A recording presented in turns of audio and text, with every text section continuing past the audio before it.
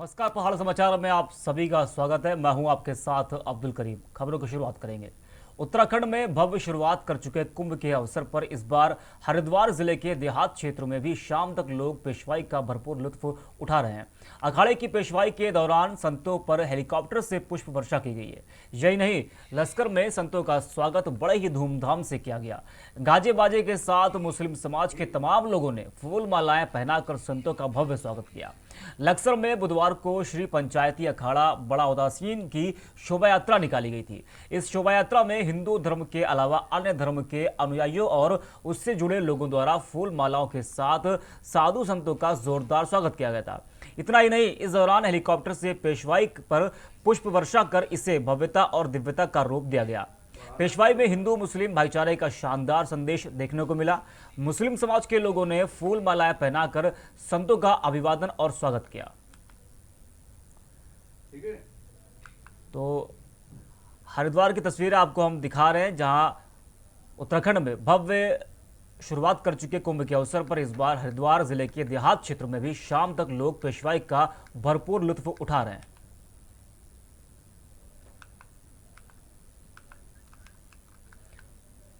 खबरों में आगे बढ़ते हैं। कोटद्वार को अब कड़वनगरी के नाम से जाना जाएगा। सीएम त्रिवेंद्र सिंह रावत ने कोटद्वार शहर के नाम परिवर्तन को मंजूरी दे दी है। दरअसल सरकार ने बीते वर्ष सितंबर में पत्र भेज नगर निगम बोर्ड से कोटद्वार का नाम कड़वनगरी करने का प्रस्ताव मांगा था। तब मेयर हेमलता नेगी की अध्यक्षता में हुई बोर्ड की बैठक में यह प्रस्ताव खारिज कर दिया गया था। नगर निगम बोर्ड में कांग्रेस का दबदबा रहा है। कांग्रेस के पूर्व मंत्री सुरेंद्र सिंह नेगी की पत्नी हेमलता मेयर हैं। यहां भाजपा कांग्रेस की अंदरूनी रणनीति के चलते बोर्ड ने सरकार का प्रस्ताव ठुकरा दिया था। अब सीएम ने अधिकारों का प्रयोग करने के नाम पर परिवर्तन की मंजूरी दे दी है। बताया जा रहा है कि महर्षि कंडव वैदिक काल के ऋषि थे और इनके ही आश्रम में हस्तिनापुर के राजा दुष्यंत की पत्नी शकुंतला और उनके पुत्र भरत का पालन पोषण हुआ था।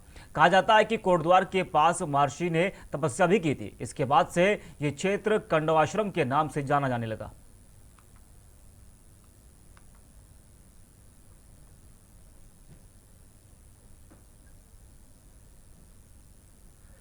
वहीं गैरसैंण ग्रीष्मकालीन राजधानी घोषित होने की पहली वर्षगांठ आज है। इस मौके पर भारी संख्या में लोग वहां मौजूद रहे और इस दौरान विधानसभा भवन में 1101 दीप प्रज्वलित किए जाएंगे। मुख्यमंत्री त्रिवेंद्र सिंह रावत ने गत वर्ष 4 मार्च को ही गैरसैंण को ग्रीष्मकालीन राजधानी बनाने की घोषणा की थी। इसी की पहली वर्षगांठ सरकार धूमधाम से मना रही है। इस भवन परिसर में 1101 दीप प्रज्वलित होंगे। सभी मंत्रियों और विधायकों को कार्यक्रम में शिरकत करने की अपील की गई है। विधानसभा अध्यक्ष प्रेमचंद्र अग्रवाल ने बताया कि इसी क्रम में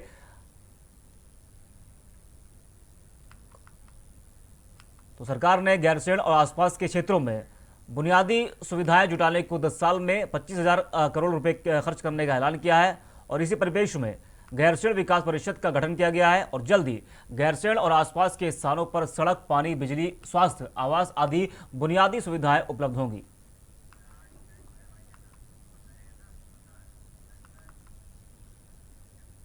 रुद्रप्रयाग के विकासखंड जखोली के गैठाड़ा में आयोजित एक दिवसीय कार्यशाला डीएम मनोज गोयल की अध्यक्षता में संपन्न हुई और इस दौरान डीएम ने ग्रामीणों की समस्याओं को भी सुना और साथ ही इस तरह की कार्यशालाएं अन्य क्षेत्रों में भी आयोजित करने की बात कही है। डीएम ने स्वास्थ्य, शिक्षा और बाल विकास विभाग को आपसी समन्वय स्थापित करते हुए बच्चों और किशोर किशोरियों को कार्यक्रम से लाभान्वित करने के निर्देश दिए हैं। इस अवसर पर सीएमओ, डीडीओ, सीईओ समेत स्थानीय जनप्रतिनिधियों और कई ग्रामीण मौजूद रहे।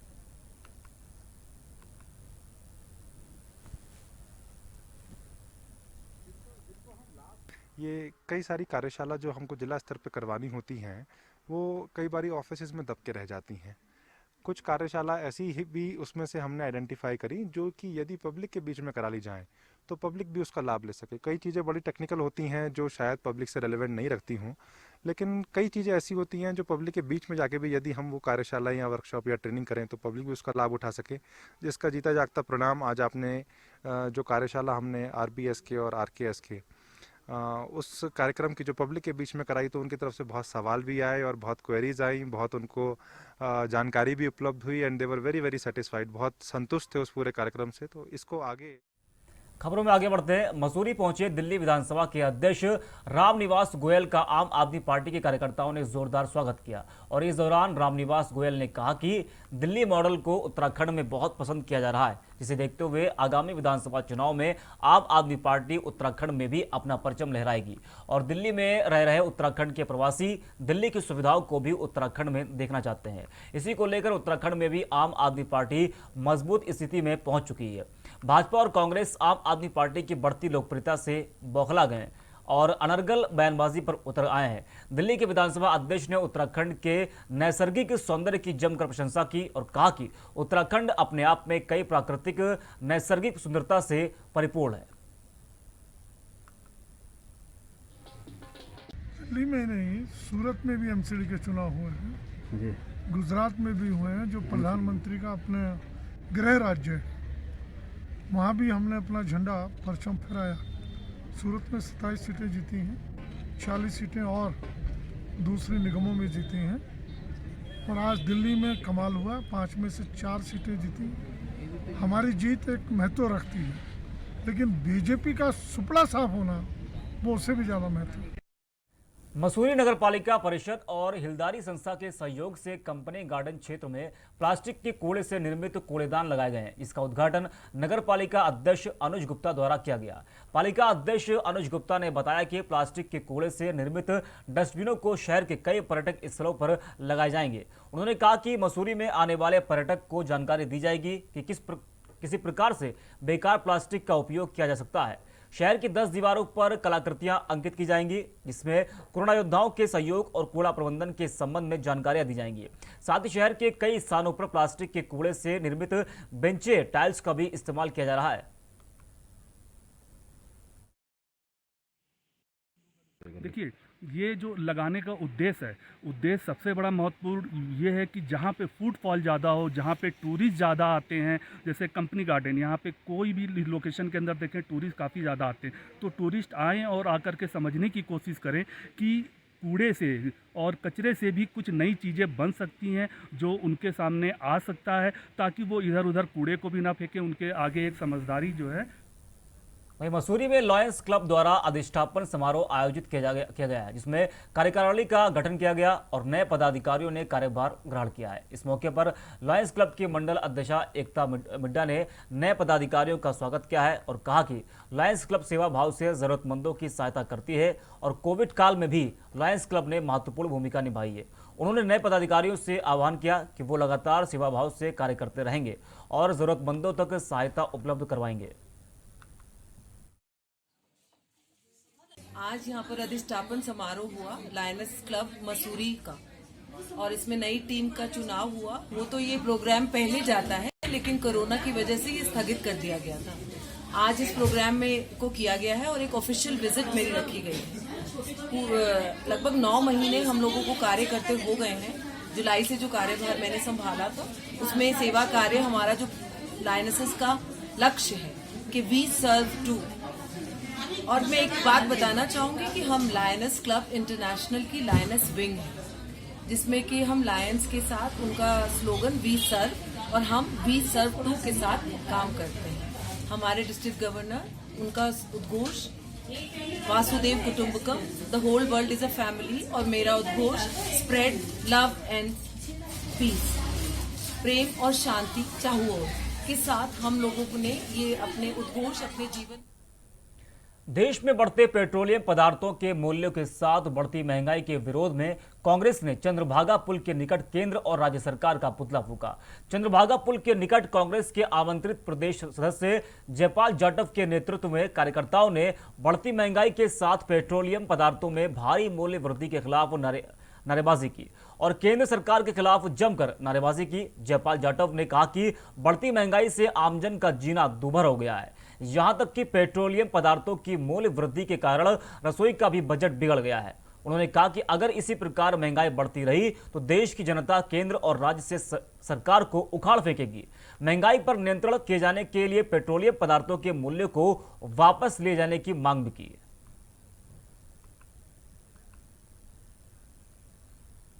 वहीं लक्सर में नकली डीएपी खाद पर प्रशासन ने बड़ी कार्रवाई की है। इसी के तहत 15 गोदामों को सील कर दिया गया है। उप जिलाधिकारी शैलेंद्र सिंह नेगी ने बताया कि देर रात कुछ दुकानदारों द्वारा नकली डीएपी की बिक्री की सूचना दी गई थी। उसके बाद उक्त दुकानदार पर छापेमारी की गई और 15 गोदाम सील कर दिए गए। गोदाम में भारी मात्रा में डीएपी के बोरे मिले हैं। आरोप है कि दुकानदार इफ्को कंपनी के असली बोरों में नकली डीएपी खाद भरकर बेच रहा था, जिसे किसानों को भारी नुकसान पड़ रहा था।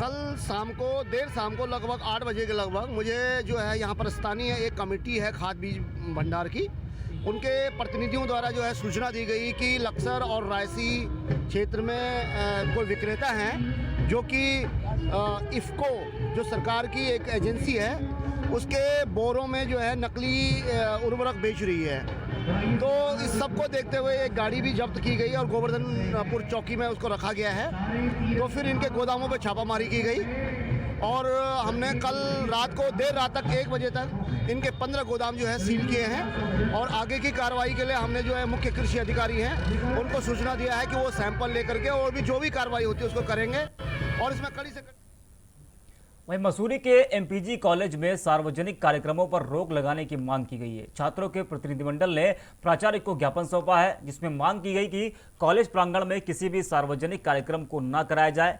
छात्र संघ ने मांग की है कि पालिका की बोर्ड बैठक में प्रस्ताव पारित किया जाए, जिसमें सार्वजनिक कार्यक्रमों पर पाबंदी लगाई जाए। सार्वजनिक कार्यक्रमों के होने से जहां छात्र छात्राओं के पठन पाठन में बाधा उत्पन्न होती है, वहीं छात्राओं को काफ़ी परेशानी का सामना भी करना पड़ता है। विगत 7 महीने से कॉलेज प्रांगण में पीएससी के जवान रह रहे थे। इसको लेकर भी छात्रों ने अपना विरोध दर्ज करवाया था, जिसके बाद पीएससी के जवानों को कोतवाली मसूरी में हस्तांतरित कर दिया गया था।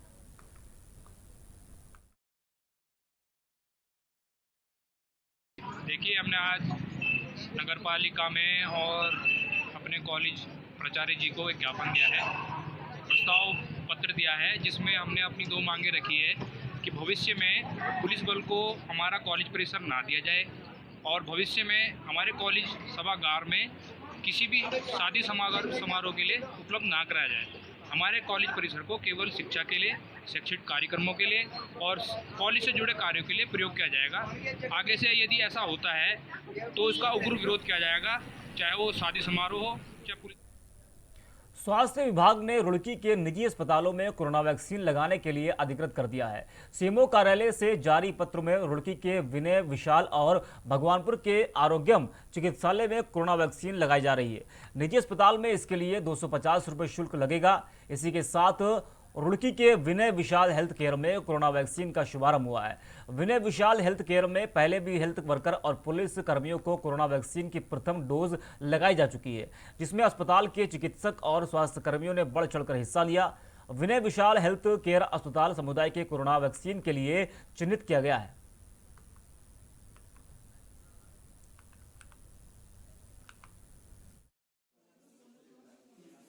क्योंकि हमारे पास सारी सुविधाएं हैं, हमारे पास वेंटिलेटर्स तक हैं और हम टर्शरी केयर सेंटर भी रहे कोविड काल के दौरान। तो हमें प्रदेश सरकार ने तब 10 वेंटिलेटर्स भी दिए थे। इसी के चलते हमें कोविड वैक्सीनेशन में भी हम प्रदेश सरकार का पूरा साथ दे रहे हैं। अब हमें सशुल्क कोविड वैक्सीन लगाने के लिए, आम जनता को वैक्सीन लगाने के लिए भी परमिशन दी गई है, जिसमें कि 250 रुपये का शुल्क है। वहीं मुख्यमंत्री त्रिवेंद्र सिंह रावत निरंजनी अखाड़े की पेशवाई में पहुंचे, जहां पर उन्होंने साधु संतों का स्वागत किया। अखिल भारतीय अखाड़ा परिषद के राष्ट्रीय अध्यक्ष महंत नरेंद्र गिरी और निरंजनी अखाड़ा के सचिव और मनसा देवी ट्रस्ट के अध्यक्ष महेंद्र रविंद्रपुरी ने मुख्यमंत्री का माला पहनाकर स्वागत किया। इस दौरान मुख्यमंत्री त्रिवेंद्र सिंह रावत ने निरंजन गाड़ी की भाला पूजन में भी भाग लिया है और मुख्यमंत्री त्रिवेंद्र सिंह रावत ने कहा कि वो संतों का आशीर्वाद लेने के लिए निरंजनी अखाड़े की पेशवाई में पहुंचे हैं।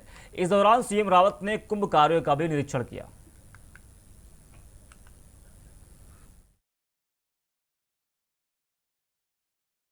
निरंजनी अखाड़े की ये पेशवाई है और हमारे जो अखाड़ा पूज्य नरेंद्र गिरी जी महाराज सभी संतों का आशीर्वाद लेने के लिए मैं पर आया हूँ और इसके बाद मैं यहाँ से कुछ और छावनी देखने जाऊँगा।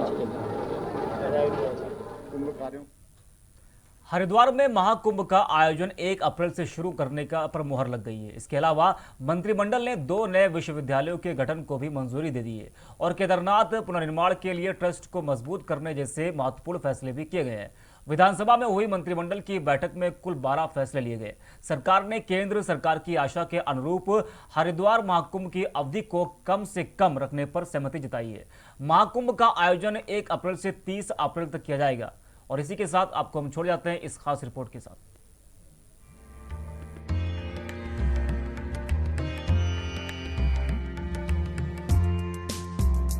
राज्य कैबिनेट ने हरिद्वार कुंभ में यात्रियों को अस्थायी रूप से ठहराने के लिए टेंट न लगवाने का निर्णय लिया है। कैबिनेट ने कुंभ की अवधि 1 से 30 अप्रैल के बीच ही रखने पर मुहर लगा दी है। गैरसैंण में आयोजित कैबिनेट बैठक में शहरी विकास विभाग की ओर से कुंभ आयोजन के लिए अब तक की गई व्यवस्थाओं की जानकारी दी गई। विभाग की ओर से बताया गया कि केंद्र सरकार की ओर से जारी दिशा निर्देश के अनुसार हरिद्वार कुंभ क्षेत्र के 18 किलोमीटर लंबे घाटों पर एक दिन में कुल 10,80,000 श्रद्धालु ही स्नान कर पा रहे हैं, जबकि कुंभ क्षेत्र में उपलब्ध आवासीय व्यवस्था के अनुसार करीब 5.5 लाख लोग रात्रि विश्राम कर सकते हैं। विभाग ने बताया कि इस बार के कुंभ में अब तक संपन्न स्नान में यात्रियों के स्नान के बाद वापस लौटने को ही प्राथमिकता दी है। इसलिए अब अस्थायी आवास के लिए टेंट लगवाए जाने की जरूरत नहीं है। मेला प्रशासन के द्वारा 1500 यात्री क्षमता के रैन बसेरे और पीपीपी मोड पर 18,000 क्षमता के रात्रि शेल्टर बनाए जा रहे हैं। कैबिनेट ने विभाग के प्रस्ताव के मुताबिक कुंभ मेला अवधि 1 से 30 अप्रैल के बीच ही रखने पर सहमति जता दी है। केंद्र सरकार ने कुंभ मेला में स्नान के दौरान भी लोगों के बीच 6 फीट की दूरी बनाए रखने को कहा है। इसके लिए मेला प्रशासन घाटों पर भी 6-6 फीट की दूरी पर चिन्ह तैयार करेगा। हालांकि विभाग ने शाही स्नान के दिन इस मानक का पालन किए जाने में कठिनाई पेश आने की बात स्वीकार की है। इसलिए स्नान के लिए अस्थायी घाट भी तैयार किए जा रहे हैं। कुंभ मेले के दौरान ना तो कोई नई ट्रेन चलेगी और ना ही दूसरे राज्यों की नई बसें।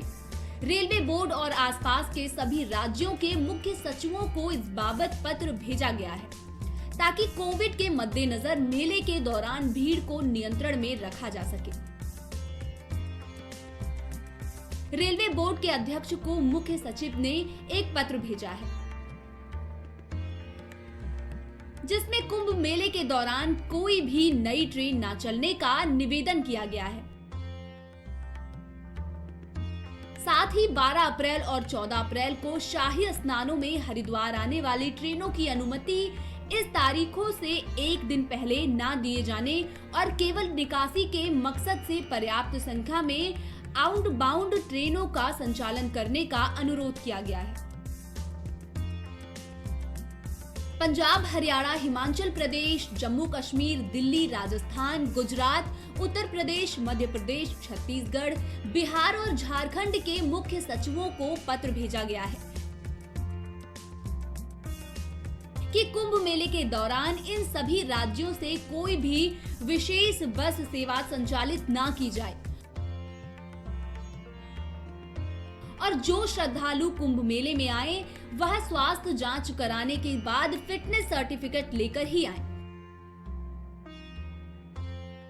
सरकारी और प्राइवेट घाट पर स्नान के लिए 6 फीट की दूरी रखनी अनिवार्य होगी। गंगा नदी पर 18 किलोमीटर घाटों पर कुल 10,80,000 लोग ही स्नान कर सकते हैं।